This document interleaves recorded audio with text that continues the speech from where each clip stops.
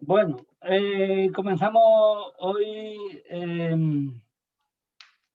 y haremos una reunión cada 2 semanas, en principio, a comentar y meditar sobre esto y ponerlo en práctica, aunque esta práctica es, digamos, que para toda la vida.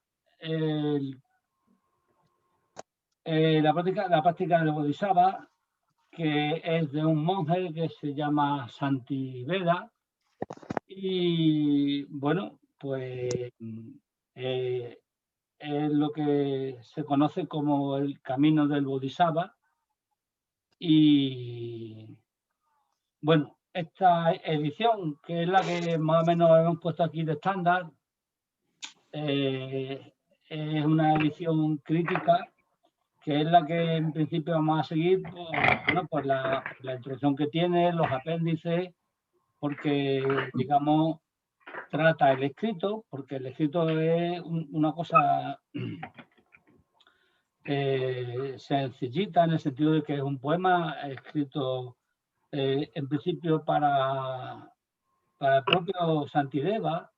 Ahora veremos con qué intenciones, aunque bueno, digamos que en principio dijimos que esto lo vamos a comentar entre todos, que alguna vez alguien se ofrece. Esta vez se había ofrecido a hablar de la introducción Alessandra, pero no ha podido venir, ¿no? Y bueno, pues ya veremos cómo vamos, sobre la marcha, ya veremos cómo lo vamos haciendo.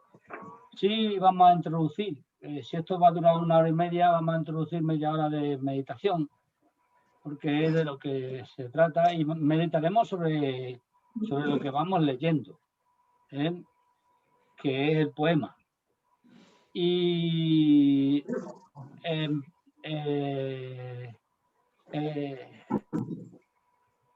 en principio, lo que podemos hacer es leer un poco el poema, o los diferentes poemas, ¿no? Y vamos comentando y luego meditando. O empezamos hablando un poco, porque es conveniente que, digamos, como tenemos mucho tiempo, 2 semanas, o mucho tiempo no tiene nadie, pero quiero decir, entre reunión y reunión, pues ir leyendo el poema, ¿no? Si queréis dedicamos un par de sesiones a introducir esto y tal, aunque hoy leamos un poco el primer poema. Ay, que yo creo que era más corto. Es corto, pero no es tan corto como yo creía.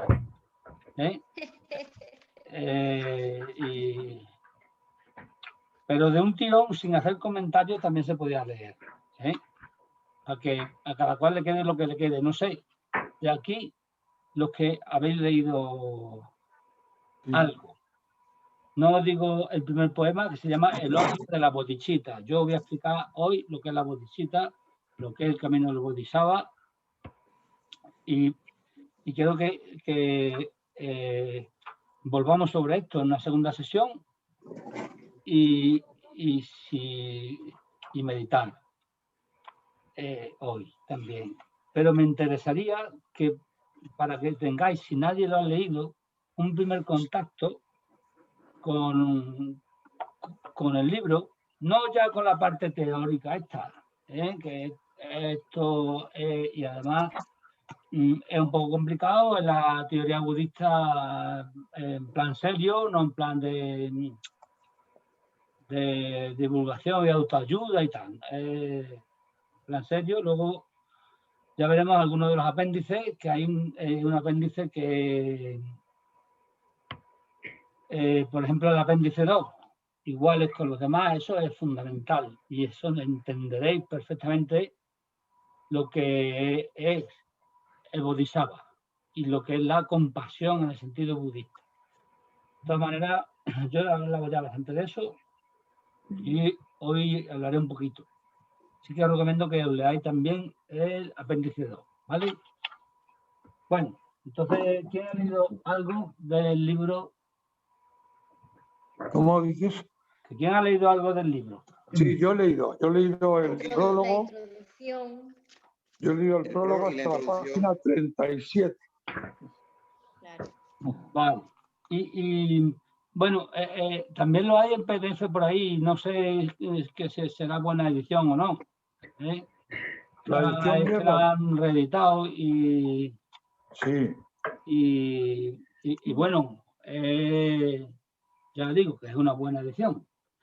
La buena edición no solamente es porque es una edición crítica, que te explica de dónde viene todo esto y tal, que es una cuestión histórica, situar el escrito en el siglo que se escribió, para qué se escribió, etcétera, etcétera, sino que además te explica principios básicos del budismo y te explica ideas del budismo muy así un poquito delicadas, como la de la bodhicitta, que es como empieza, elogio a la bodhicitta, y la compasión, que es una cosa que no se entiende porque es muy digamos, muy sutil, y porque probablemente las palabras del sánscrito al griego y al latín ya que se tradujeron y luego ya a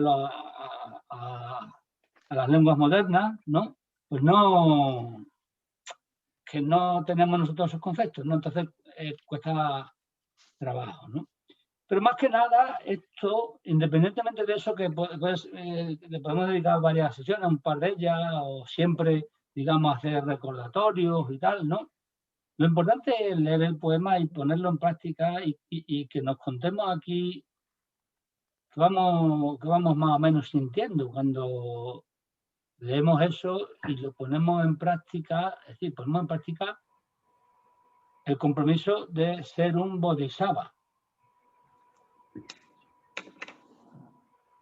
Porque si habéis leído la introducción al prólogo, que no me acuerdo cómo se titula, o si hay las dos cosas, esto lo leí hace 4 o 5 meses. Y no me acuerdo. Bueno, una cosa se dedica a presentar el escrito y otro es un estudio de los conceptos básicos, ¿no? De varias partes. Entonces,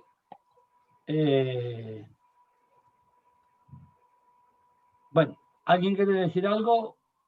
O digo yo algunos conceptos básicos, profundizamos en otra sesión, cuando esté Alejandra, que lo ha leído también, y además nosotros ya hemos hecho un par de sesiones comentando la introducción, por nuestra cuenta, y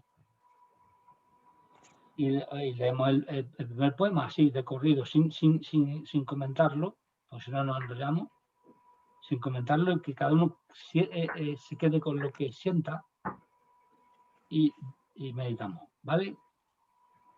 Vale. De acuerdo.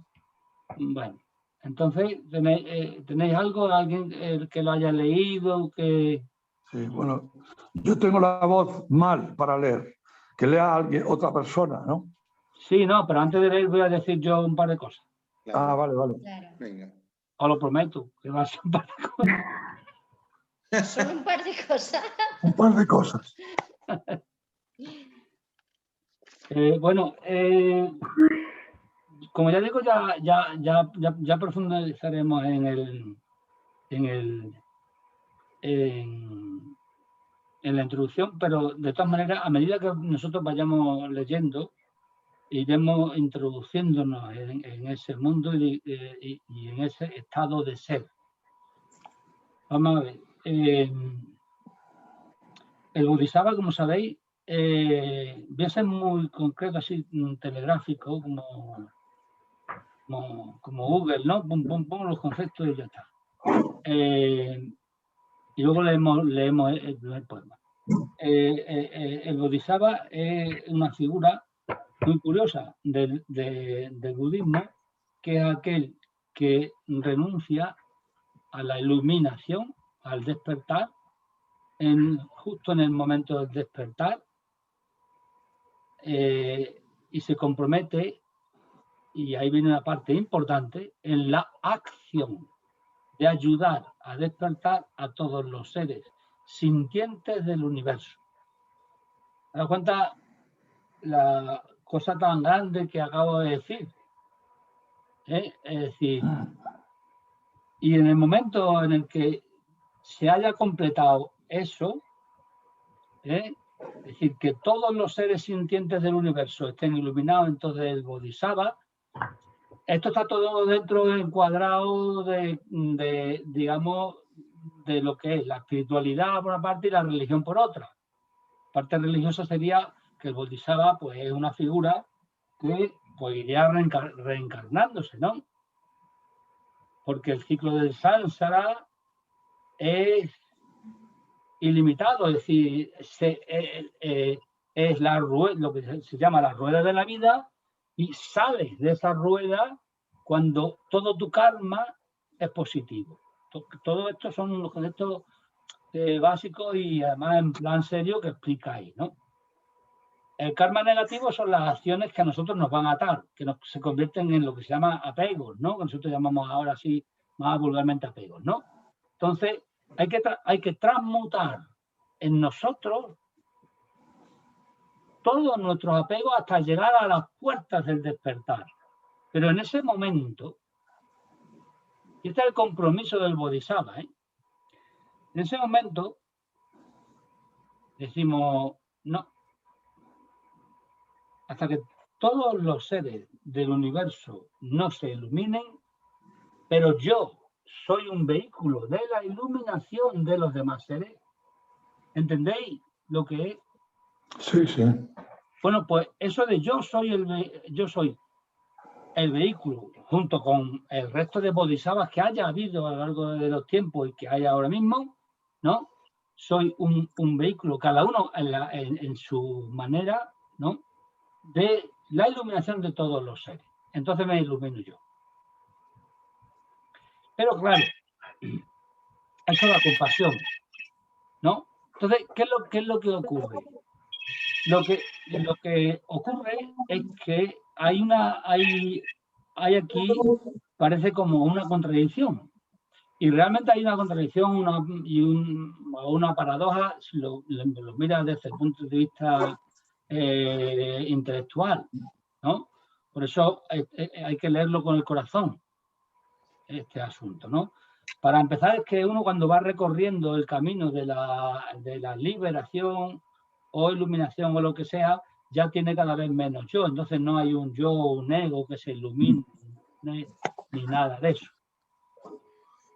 Por otro lado, es que la propia actividad o acción de la compasión, y eso es lo importante, el hecho de que yo realice la compasión, claro, previamente tengo que tener el compromiso, es decir, comprometerme. Y yo me comprometo a hacer esto. Es una cosa seria, ¿no? Que no es una cosa... Hombre, puede uno probar leyendo esto y luego decir, pues esto no está para mí, ¿eh? Para la siguiente reencarnación. y lo deja, pero bueno, puede probarlo y tal, ¿no? O puede ponerlo en marcha, o tomar conciencia de que lo está poniendo en marcha, o bueno, pues ya veremos a ver qué vamos sintiendo a la hora de leer la propuesta de Santideva, ¿no? Lo que pasa, Juan Pedro, pero esa propuesta tiene que ver también, entiendo yo, con lo de cambiarse por el otro. Eso iba a decir ahora. Eso es lo que tú vais a decir. Vale. Sí. Entiendo yo, vamos, no sé. Sí, claro, es que el tema es paradójico porque, como sabéis, no existe un yo iluminado. Entonces, cuando tú estás ejerciendo la compasión, tú estás dejando de ser un yo. Tú te estás yendo al otro extremo. Como sabéis, el budismo tiene dos caminos.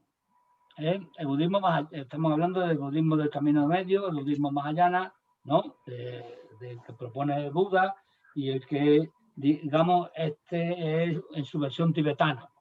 Y dentro del tibetano hay muchas escuelas. Esto es que tampoco nos vamos a meter en eso, porque eso es un estudio de la religión budista y no es la práctica del bodhisattva, ¿no? Bien. Y entonces, Cuando uno está siendo compasivo, ¿no? Está ejerciendo la compasión, pues, ¿qué es lo que ocurre? Lo que ocurre es que está dejando de ser otro. Es decir, está en la acción. En el momento, uno puede tener la intención. Esto es como los jesuitas. Igual. Una cosa es la intención y otra cosa es la acción.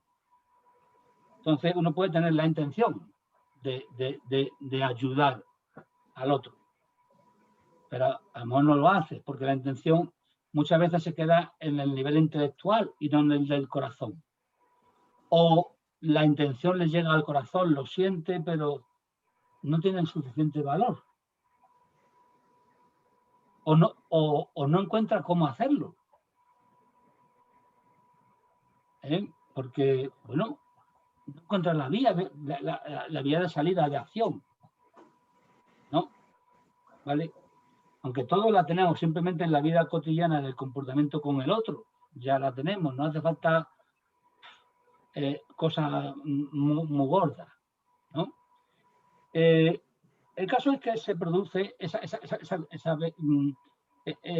pequeña paradoja en el intelecto, que es que cuando tú estás ejerciendo la compasión te estás vaciando de ti mismo hasta que te sitúas para poder ejercer la compasión, que es lo que ha dicho Jesús, y es lo que lo explica muy bien en el apéndice 2, ser igual que el otro, está situándote en la vacuidad. ¿Y cuándo te sitúas en la vacuidad? Que es, como estaba diciendo, el segundo camino. Hay dos caminos. El camino de la sabiduría y el camino de la compasión. El camino de la compasión es como si dijésemos un atajo. Y Santideva lo hace así, es decir, es que yo deseo iluminarme ya. Pero se da cuenta que el deseo de la iluminación rápida pasa por la compasión, pero la compasión resulta que es convertirse en un bodhisattva, y el bodhisattva es el que se va a iluminar cuando todos los seres del universo, es decir, el ciclo cósmico, salga del sánsara, porque el sánsara no se acaba, ya sabéis, no tiene principio ni fin, una rueda. Con lo cual, eso no puede ser, ¿no? Pero sin embargo sí puede ser, porque no hay que entenderlo con la cabeza. Sí puede ser porque tú, para ejercer la compasión, tienes que partir de que todos somos iguales. Y al saber eso y saber lo intelectual y cordialmente, es decir, con la inteligencia cordial o cardíaca, como le queramos llamar, ¿no? Con una inteligencia sintiente, ¿no? No con la inteligencia algorítmica, pues resulta que tú te conviertes en el otro. Porque si tú eres igual que el otro, tú te vas a dar cuenta, pero no aquí, sino en todas las células de tu cuerpo. Te vas a dar cuenta de que a ti te pasan dos cosas que le pasan al otro. Que sufres y buscas la felicidad. Es decir, buscas eliminar el sufrimiento. A todos los seres les pasa eso, todos los seres sintientes, ¿no? Bueno, a todos los seres sintientes no, porque solamente el hombre, como decíamos esta mañana en lo de la filosofía de espiritualidad, solo el hombre es el único que es consciente de su sufrimiento y por tanto es consciente o autoconsciente e intenta salir de él, ¿vale? Y entonces, cuando eso ocurre, tú dejas de ser tú, te conviertes en el otro. Eres el otro. Pero como esto empieza por uno mismo y sigue por el que está al lado, el otro, y con todos los seres, resulta que tú eres todos los seres, es decir, que tú no eres tú, que no hay, un tú. Intentar no entender esto con la cabeza, aunque yo lo esté explicando lógicamente, porque es que no hay otra manera de explicarlo que por medio de la lógica, ¿no? Tú, porque si no me quedaría callado. Tú no eres tú, porque ya no hay un tú. Ni siquiera hay un nosotros. Podemos pensar en un nosotros para que tengamos algo donde agarrarnos. No hay nada. Vacuidad. Entonces, se unen las dos vías, la de la sabiduría con la de la compasión. Y entonces, realmente no hay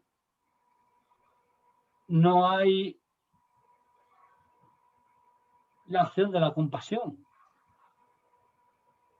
Y entonces ahora diré, pues esto sí que ya es complicado. Y ya cuando se ha liado, pues sí, esto es más complejo de lo que parece y no tiene nada que ver, ya insisto, con los libros de autoayuda, etcétera, etcétera, ni con el budismo que se despacha por ahí en un librino y tal. No, esto es más complejo de entender.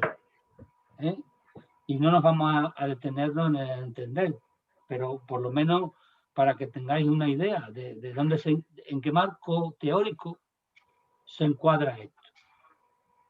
Esto resulta que tiene que ver con lo que se llama la bodhicitta, que es lo que vamos a ver hoy, ¿no? ¿Qué es la bodhicitta? La bodhicitta es, dentro del budismo, tal y como lo vamos a entender en este libro de Santiveda, porque, cuidado, insisto, hay muchas escuelas en el budismo y no todas las escuelas piensan igual. La bodhicitta es el deseo de alcanzar, claro, deseo habría que ponerlo entre comillas, el deseo de alcanzar la iluminación a través de la compasión. Y ese es el camino que nos muestra Santiveda, que se lo propuso para él, se dio cuenta de que funcionaba, él vivía en un monasterio, lo escribió en verso y se lo pasó a sus compañeros monjes, sin ninguna intención de que aquello que escribió, no sé si esto es del siglo XI o del siglo XVIII, no, es que ya digo, lo leí hace varios meses y ha llegado hasta nosotros y esto es una guía espiritual o la guía espiritual de iluminación, de despertar, pues más importante que existe dentro del budismo, ¿vale? Después, si te vas a otras tradiciones, el taoísmo, el hinduismo encuentras otras tantas, y en el cristianismo otras tantas. Esta es una del budismo, concretamente dentro del budismo, el budismo mahayana, dentro del budismo mahayana es practicado en el Tíbet, ¿vale? Y el norte de la India. De todas formas, es el budismo más conocido y más popular y más de todo, ¿no? Aunque es muy complejo. Eso pasa que nosotros conocemos eso. Entonces, la bodhicitta es ese deseo, pero la bodhicitta tiene dos, y con esto termino, dos,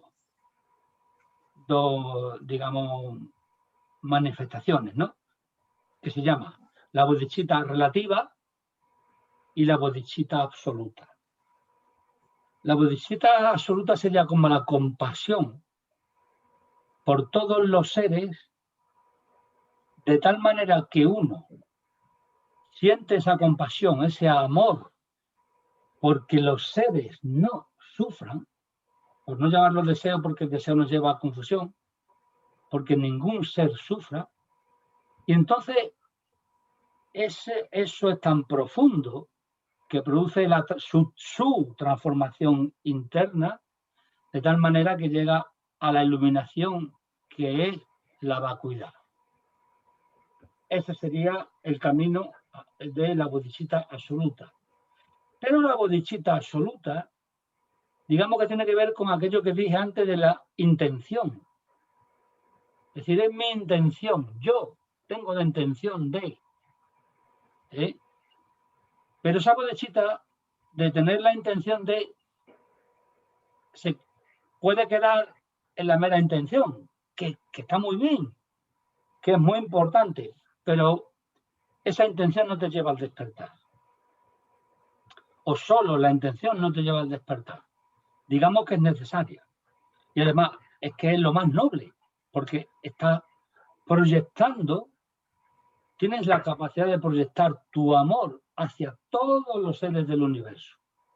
Claro, esto hay que practicar mucho y hay que primero es sentir amor hacia sí mismo. La bodhichitta, la compasión, empieza por sí, por uno mismo, ¿no? Y de aquí se deriva a las prácticas Tonglen y todas estas cosas, ¿no? Y todo esto que, digamos, en versión popular es las meditaciones de compasión y autocompasión y todas estas cosas, ¿no? Bueno. Y luego está la bodhichitta relativa. Y la bodhichitta relativa es el deseo, lo mismo, pero en la acción concreta. Veo que este está enfermo y necesita compañía. Yo ni lo pienso, estoy dándole compañía. No pienso, no tengo intención. Sale de mí. Pero si no sale de mí, como he adquirido previamente el compromiso y tengo la intención, tengo que crear el estado de ánimo. La cosa no es fácil. Tengo que crear en mí el estado de ánimo que me lleve a sentir que el otro me necesita. Pero ¿por qué me necesita? La respuesta está en lo que dije antes. ¿Y por qué yo, cuando comprenda lo que es la compasión,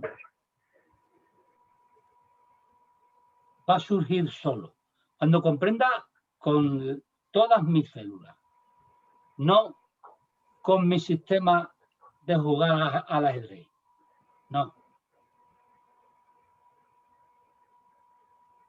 Pues cuando yo comprenda eso me voy a dar cuenta de que yo soy el otro. ¿Recordáis? Todos somos iguales. Entonces me doy cuenta de que el dolor del otro es el mismo que tengo yo. Es decir, si yo me observo y tengo ansiedad por X, y eso me duele mucho, como todos somos iguales, el otro también tiene estados de ánimo similares al mío. Entonces, si yo he comprendido eso no con el cerebro, sino no solo con el cerebro, que hace falta empezar por el cerebro, ¿no? Sino con todo el cuerpo, ¿qué va a pasar? Que yo me voy a volcar hacia el otro, ¿no? Ahora bien, ¿qué es necesario para eso? Pues ahí viene el primer poema. El primer poema es despertar la bodhichitta. El primer poema creo que se llama Elogio a la bodhichitta. No, así, tenéis el libro por ahí. Yo que... Sí. Elogio a la bodhichitta. La preciosa y sublime bodhichitta nazca en quienes no hayan nacido.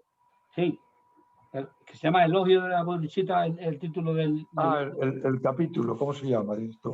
El Elogio se llama Elogio a la bodhichitta. Sí, Elogio a la bodhichitta, sí. ¿No? Sí.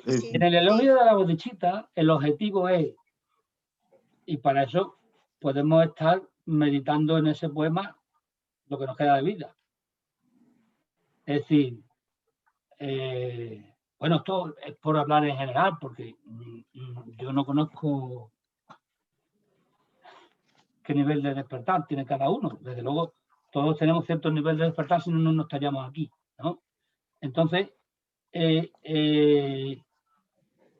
elogio de la bodhichitta es invocar que la bodhichitta aparezca en mí para que la bodhichitta, hemos dicho, es el deseo de que todos los seres, el deseo de alcanzar la iluminación a través de la compasión. Eso. La compasión es que todos los seres se iluminen, ¿vale? Y ese es el camino del Bodhisattva. Eso es lo que en definitiva pone en la introducción, en la parte teórica, vamos, muy telegráficamente, y en los apéndices eso importantes, el 1, el 2 y el 3, ¿vale? Sobre todo el 2, es decir, que somos iguales, es que eso hay que comprender, ¿no? Y sentir eso de ¿verdad? Podemos ayudarnos de muchas cosas. Podemos ayudarnos, por ejemplo, del cristianismo. La palabra buen samaritano es una expresión de esto, ¿eh? Si nos inspira más, pues como hace el Bhakti Yoga, ¿no? El yoga de la compasión, de la devoción, ¿no? Pues tenemos la imagen del buen samaritano en la cabeza. Porque como a lo mejor no, claro, que nosotros no somos budistas, en el sentido de tradición. A lo mejor alguno es budista de religión o de principio o espiritualmente, ¿no? Pero nuestra tradición es la cristiana, así que lo que vemos y tenemos en la cabeza cuando hablamos de amor en el sentido de compasión, lo primero que se me viene a la cabeza es la palabra buen samaritano. Eso nos puede servir de inspiración, ¿no? Para despertar la bodhicitta.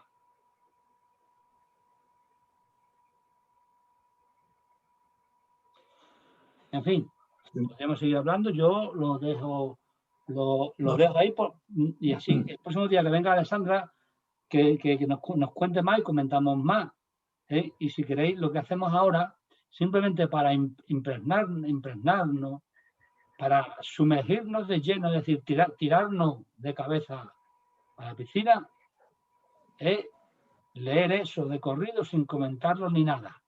Que sienta cada cual lo que tenga que sentir. Y después meditamos.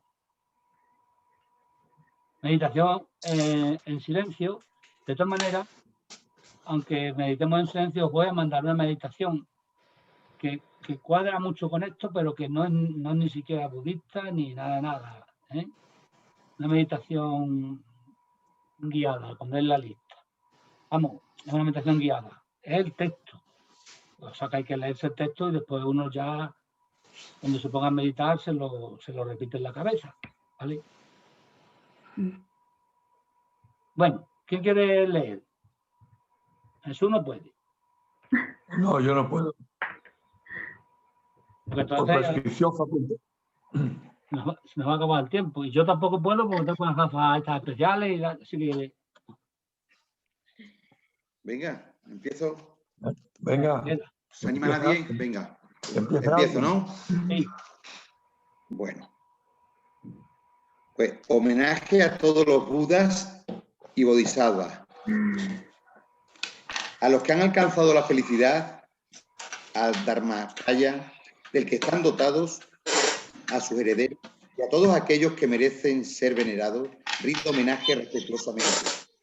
Perdón, cerrar audios. O es que se escuchan algunos ruidos por ahí externos y yo no escucho bien. No sé si os pasa a vosotros igual. Sí, pasa eso, Sí. pero además es que se te escucha entrecortado. No solamente que haya No sé, ruido por ahí. se escucha mal. Claro. Se escucha mal. Bueno, pues entonces que lea otro. Pues que lea otro. Lola, No sé, a lo mejor es por el ruido. Vale. No. De todas formas, ahora mismo están silenciados, todo menos el mío. Aquí en el mío no hay ningún ruido. De todas formas, que yo lo silencio. Leo entonces, ¿vale? Bueno, sí, lee. Homenaje a todos los Budas y Bodhisattvas, a los que han alcanzado la felicidad, al Dharmakaya, del que están dotados, a sus herederos y a todos aquellos que merecen ser venerados. Rindo homenaje respetuosamente. Ahora expondré brevemente, según las escrituras, cómo adentrarse en la práctica de los Bodhisattvas. Nada voy a decir que no se haya dicho ya, y carezco de destreza en el arte de escribir. No pienso, pues, que esto vaya a beneficiar a nadie. Lo he escrito solo para cultivar mi mente. Así, mi fe se fortalecerá durante algún tiempo, para que pueda habituarme a lo virtuoso. Pero si otros, con mi misma fortuna, viesen estas palabras, podrían también beneficiarse. Estas libertades y condiciones favorables, tan difíciles de encontrar, permiten con este nacimiento humano alcanzar nuestro objetivo. Si no me beneficio ahora de ellas, ¿cómo voy a poder conseguirlas de nuevo? Como un relámpago con su resplandor ilumina por un instante una oscura noche nublada, aparecen en el mundo, por el poder del Buda, pensamientos virtuosos, rara y fugazmente. Así, el bien es tan frágil, mientras que siempre la fuerza del mal es inmensa y arrolladora, excepto la perfecta Bodhidicha. ¿Qué otra virtud podría aplastarlo? Tras ponderarlo durante incontables kalpas, los poderosos sabios vieron sus beneficios. Por medio de ella, innumerables seres alcanzan fácilmente la felicidad suprema. Los que desean superar las innumerables aflicciones de la existencia, los que aspiran a eliminar el sufrimiento de los seres y los que quieren disfrutar de inmensa dicha, no deben jamás abandonar la bodhidicha. Desde el mismo instante que la bodhidicha nace en alguien que sufre, capturado en la prisión de la existencia, se le proclama heredero de los que han alcanzado la felicidad y es venerado por los dioses y los hombres, por todo el mundo. Como el elixir supremo de los alquimistas, toma este cuerpo impuro y lo transforma en el cuerpo inestable y valioso de un Buda. Inestimable y valioso de un Buda. Así pues, firmemente la bodhidicha. Si tras examinarla minuciosamente con su sabiduría ilimitada, el único guía de los seres ha visto su valor inestimable, los que deseamos dejar este estado migratorio debemos asirnos bien a esta preciosa bodhidicha. Todas las demás virtudes, como el platanero tras haber fructificado, se agotan. Solo el prodigioso árbol de las bodhidichas incesantemente da fruto y crece sin agotarse. Como quien en un gran peligro es protegido por un héroe, con su ayuda, uno se libera instantáneamente, aunque haya cometido las faltas más terribles. ¿Por qué los prudentes no recurren a ella? Sin duda alguna, como el fuego del final de una kalpa, consume en un solo instante inmensas faltas, sus bendiciones son, pues, inmesurables. Como el sabio Maitreya le explicó a Sudana. La bodhidicha, en resumen, tiene dos aspectos: la aspiración a la iluminación y el aplicarse a ello. Así como sabe cuál es la diferencia entre querer ir e ir. El sabio debe entender las diferencias correspondientes a estos dos aspectos. La bodhidicha, como aspiración, produce grandes frutos, incluso estando aún en el samsara, pero no da lugar a un continuo flujo de méritos, como sucede con la aplicación de la bodhidicha. Pues desde el mismo momento en que alguien asume la bodhidicha con una determinación irreversible de liberar completamente a los seres infinitos, aunque esté distraído o dormido, el poder de sus méritos crece de un modo abundante y continuo e iguala al espacio infinito. Esto es algo que Tathagata en el Sutra que pidió Subhahu lo explicó usando razones para el beneficio de aquellos inclinados a vías inferiores. Si aspiras a curar tan solo el dolor de cabeza de otros seres con una intención altruista, genera méritos incalculables. ¿Qué decir entonces del deseo de disipar el sufrimiento interminable de todos y cada uno de los seres y de dotarlos de cualidades ilimitadas? ¿Qué padre o qué madre posee un deseo de beneficiar similar? ¿Acaso los dioses, los rishis o Brahma lo tienen quizá? Nunca antes ninguno de ellos, ni aun en sueños, tuvo una aspiración similar ni siquiera para ellos. ¿Cómo podían tenerla para el bien de los demás? Ese deseo de beneficiar a los seres, un beneficio que otros no desean ni para sí, esa extraordinaria joya de la mente que nazca en una maravilla sin precedente. ¿Cómo podrían medirse los méritos de esa joya de la mente, esa preciosa intención que es fuente de alegría para todos los seres y constituye un elixir para su sufrimiento? Si el mero deseo de ayudar a otros es más sublime que venerar a los Budas, ¿qué decir entonces de esforzarse para aportar el bien y la felicidad a todos los seres sin excepción? Desean escapar del sufrimiento, pero de hecho los seres se precipitan hacia él. Aspiran a la felicidad, pero en su ignorancia la destruyen como si fuera su enemigo. Pero algunos colman de felicidad a los seres desprovistos de alegrías. Acaban con todos los sufrimientos de los que están abatidos por ellos. E incluso disipan su ignorancia. ¿Qué virtud igual a la de ellos? ¿Qué amigo es comparable con ellos? ¿Qué méritos son similares a esos? Si es digno de elogio, ¿quién devuelve un favor? Si es digno de elogio, ¿quién devuelve un favor? ¿Qué diremos de los bodhisattvas que hacen el bien aunque no se les haya pedido?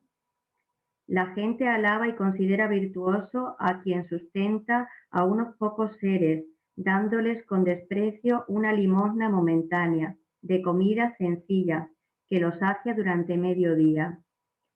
¿Qué diremos de los que dan continuamente a innumerables seres la felicidad insuperable de los sugatas y satisfacen por completo todos sus deseos?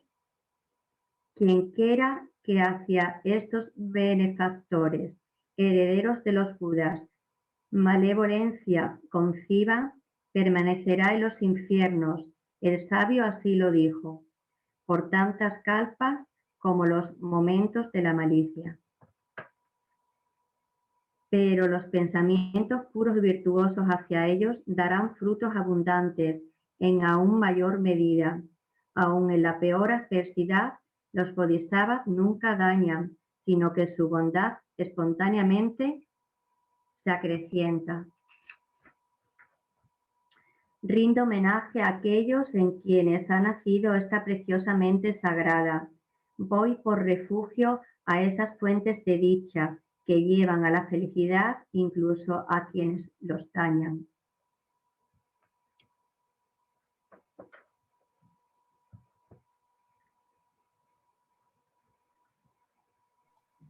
Bien. Bueno, pues ahora no hace falta que le dé a los micros, dejarlo así. Simplemente vamos a meditar.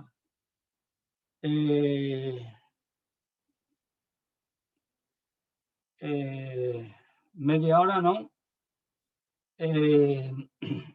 Sobre la bodhicitta, sobre nuestra invocación particular de la bodhicitta, sobre nuestro deseo de felicidad de todos los seres, sobre el estado de alegría, de todo lo que nos haya podido decir el poema,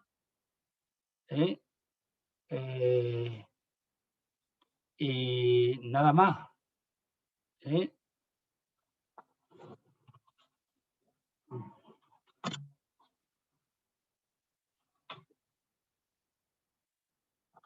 O simplemente puede sentir el placer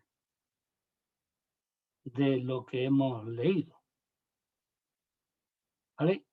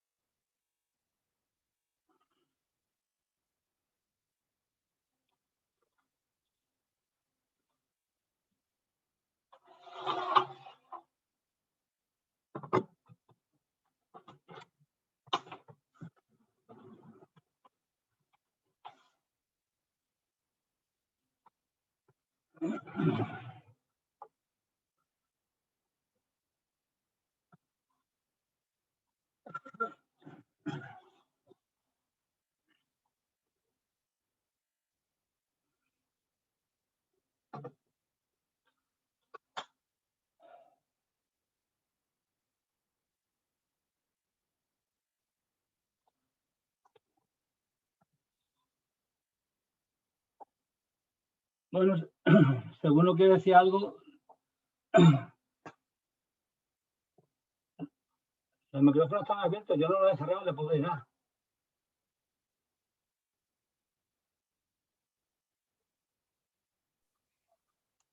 Ahora.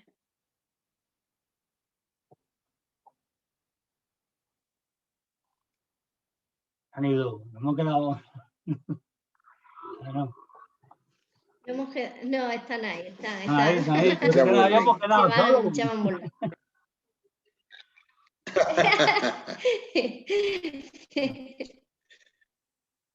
Bueno, Yo también Están estoy- ahí, están. tú también, ¿no? Vale. Sí, estoy Ah, aquí. Pilar, Sí. Bueno, pues perfecto. entonces lo que se trataba era de invocar de alguna manera, según vosotros hubiese sentido, el Bodhisattva, la idea del bien, la idea de la compasión, la idea de la alegría, la idea de la iluminación, todo eso realizado en uno mismo, ¿no? Y pensar, invocar a todos los bodhisattvas. Bodhisattvas no tienen por qué ser budistas, ¿eh?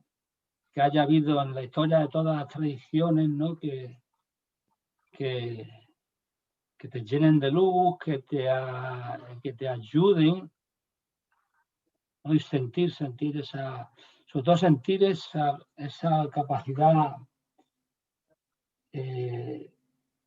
esa maleabilidad, y dejar de ser tan duro con uno mismo y con los demás. Cuando es duro uno con los demás es porque es que es muy duro consigo mismo y está roto. Y entonces sentir cómo se ablanda. Y entonces ese ablandarse como sinónimo de compasión, de estar con el otro, ¿no? Y un elogio de que eso exista, de que eso es lo más elevado que hay, que está por encima de las virtudes de los dioses, en el sentido, digamos, todo eso es metafórico, porque ya digo, hay que contextualizar el escrito cuando fue escrito y dentro de una práctica religiosa y espiritual, es una mezcla. Nosotros nos quedamos siempre con la parte espiritual, ¿no? Y nada, simplemente era invocar eso. Entonces mi propuesta, antes de que digáis nada, si queréis decir algo, mi propuesta es para el próximo día volver a leer esto. Bueno, claro, que cada uno lo tenga leído de casa y que tenga, digamos, una práctica. Es decir, que haya practicado. Si la compasión es algo que les llega o no les llega o está funcionando a nivel mental. A lo mejor le hace comprender esto, que todas las prácticas que lleva haciendo durante mucho tiempo son mentales. No sé, porque claro, es que es tremendamente fuerte esto de la compasión. No sé si os dais cuenta. Y entonces puede ser que ponga entre paréntesis todo lo que uno lleva haciendo. Es decir, pero vamos a ver si lo que yo estaba es pensando. ¿Eh? Eso no quiere decir que el único camino sea el de la compasión. Porque si tú sigues el camino de la sabiduría, eso simplemente hablando en el budismo, si sigues el camino de la sabiduría, antes de llegar a la vacuidad, antes de llegar a la vacuidad, que es cuando ya no hay nada, ya no, es que no, eso no se puede hablar ni nada, que está más allá de la conciencia, más allá de lo que es el testigo, es decir, a años luz del mindfulness, ¿no? Pues antes de llegar a eso, lo que se siente es un amor universal hacia todos los seres.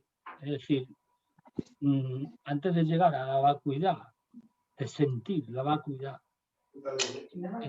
llegas al, ¿cómo se llama esto? A la compasión, a sentir la compasión y a disolverte en la compasión, porque ya digo, se unen los caminos. A darte cuenta de que todo es amor, de que lo que llamamos armonía cósmica o ley universal, lo que sea, lo sentimos como amor, lo podemos descubrir los grandes científicos con leyes matemáticas, pero hasta los grandes científicos como Einstein nos dicen que esa ley matemática, esa teoría expresada matemáticamente, lo que le produce es belleza. Y la contemplación de la belleza es siempre amor hacia algo que en lo que la belleza aparece o emerge, ¿no? O si nos vamos a la tradición del Vedanta Advaita, es igual. Es el yoga último, ¿no? Que es el yoga de la comprensión.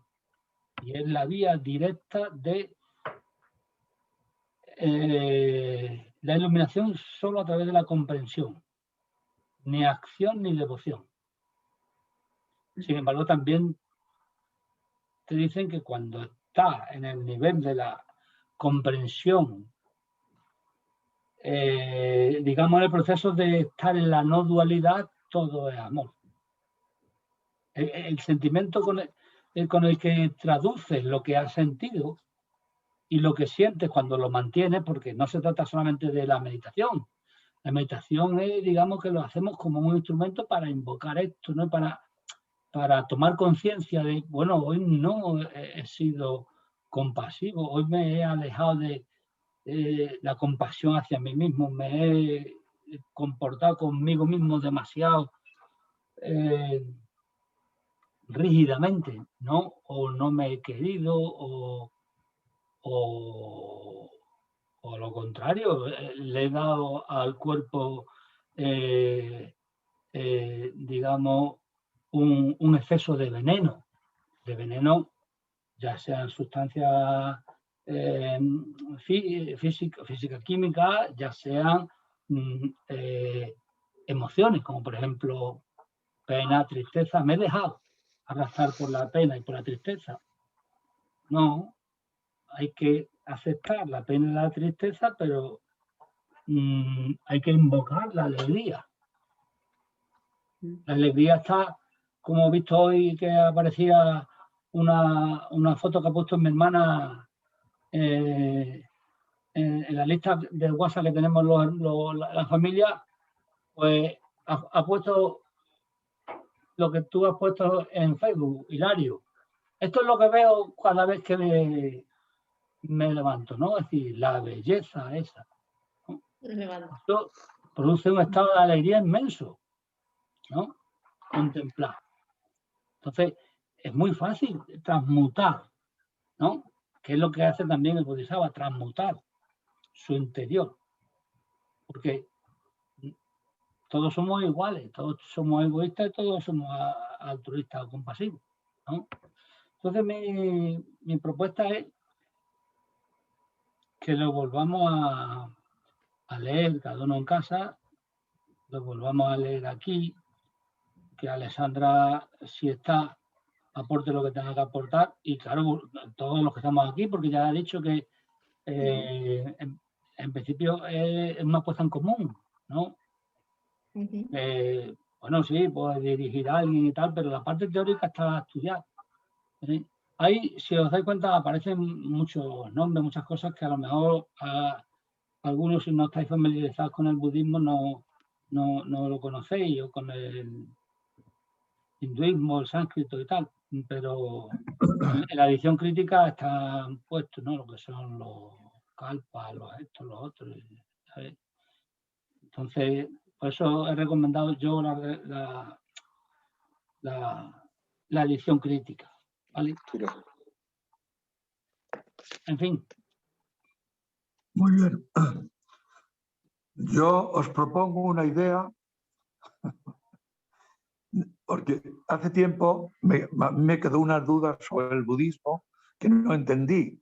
Hace tiempo que yo estuve leyendo el budismo y el zen y estas cosas, hasta que un maestro me ordenó que dejara de buscar el zen. Y ya lo dejé. Que hay una historia que oí yo, bueno, que leí, pero que me quedó la duda siempre. Ahí me ha quedado la... Y ahora en la meditación me ha venido, dice, el hombre, la salvación del hombre es posible por lo no nacido. Entonces, os lo dejo para el próximo día. Yo me parece que he cogido la idea en la meditación de hoy, pero en fin, yo os dejo ahí la idea, a ver, para el próximo día. Y otra cosa que dicen los budistas es que no, ¿cómo vas a matar un insecto si ha podido ser tu madre en otra vida? Es curioso, porque claro, Sí, la posibilidad esa de que no podemos de encarnar, tu madre se ha podido encarnar en un insecto, en lo que sea, ¿no? Que ¿cómo vas a poder matar a un insecto si ha podido ser tu madre en otras vidas, ¿no? Así que tú ten mucho cuidado, Hilario, cuando vayas a comer espárragos. Sí, bueno, lo primero no... Espárragos no. A lo primero no, yo particularmente no te digo nada. Lo primero es un koan, ¿eh? Lo primero es un koan. Y lo primero que has dicho es un koan. Sí. Y el que lo resuelva, pues tiene, pues, como hace el budismo zen, ya ha alcanzado cierto nivel porque ha roto su esquema lógico, ¿no? Y lo segundo que has dicho, claro. Muchas gracias por... A ver si alguien rompe. Claro. Se me ha olvidado decirlo. Y es que cuando hablamos de igualdad, hay que introducir también el concepto o la idea del interser, del que habla tanto Thich Nhat Hanh, ¿no? Es decir, todos estamos interrelacionados, de tal manera que, bueno, pues una cucaracha que me puede resultar un ser un poco asqueroso, ¿verdad? Pues ha podido ser mi hermano, mi madre, o mi amigo íntimo, o mi mujer, yo qué sé, ¿no? Pero dejando aparte el tema religioso, porque no hay que introducir el tema de las reencarnaciones, porque eso, digamos, es una idea religiosa, sino que estamos con la parte espiritual solamente, todos estamos relacionados con todo, es decir, todos los átomos que me componen forman parte de la gran explosión del universo, que digamos del universo que conocemos, y entonces han formado parte de todos los seres del universo. Y como tú sabes bien que eres de ciencia, el ciclo del carbono tiene 25 años, 22 me parece, ¿no? El ciclo corto del carbono. Entonces, pues, por lo mismo uno está respirando ahora mismo a su padre que se ha muerto y a su abuelo, ¿no? Es decir, que estamos absolutamente interrelacionados. Y entonces esa idea intelectual, ¿no? Nos sirve como apoyo, como para agarrarnos, por eso me se me ha olvidado decirlo, y está muy bien, como apoyo para sentir la compasión, ¿verdad? Sí. Bueno, y lo dejamos ya para el otro día, para el próximo día. ¿Cuál será el próximo día? Pues dentro de 2 semanas. De 2 semanas. Dentro de 2 semanas. Entonces, dentro de 2 semanas. Hacemos eso que he propuesto. Seguimos. Sí, leemos de nuevo. Hay párrafos, hay estrofas muy, muy densas que dicen mucho. Sí. No me refiero a explicarlas aquí, sino porque os sumerjáis o introduzcáis en ello, ¿vale?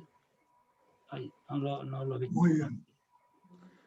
Muy bien. Bueno, Muchas pues gracias. Sí, Juan Pedro. muchas gracias. Venga, Y gracias. Ya no, Muchas gracias. venga, ya nos vemos. Chao, nos vemos. Venga, que todo lo gracias. Adiós. Venga, hasta luego. Adiós. Adiós. Adiós. Que vaya Adiós, bien. adiós, Adiós. Hasta luego. adiós, adiós. Gracias. Hasta luego. Adiós, Pedro. adiós. Que descanséis. Gracias. Seáis felices, muy felices. Eso. Igualmente. Todos los Cuidar seres. a los bichos y a los animales, Los hombre. bichos. Ten cuidado con los grillos. Sí, pero los espárragos los espárragos sí se pueden coger, ¿no? No lo contamos como animales, ¿no? Hay que Vamos a alimentarse ver, del es que sol. no- Hay que alimentarse del sol. Ya estamos. Pues entonces, más de uno habrá que callarse aquí. El jamón es sol. El jamón no se puede Todo comer. viene del sol. Venga, hasta luego. Adiós. Hasta luego, chao.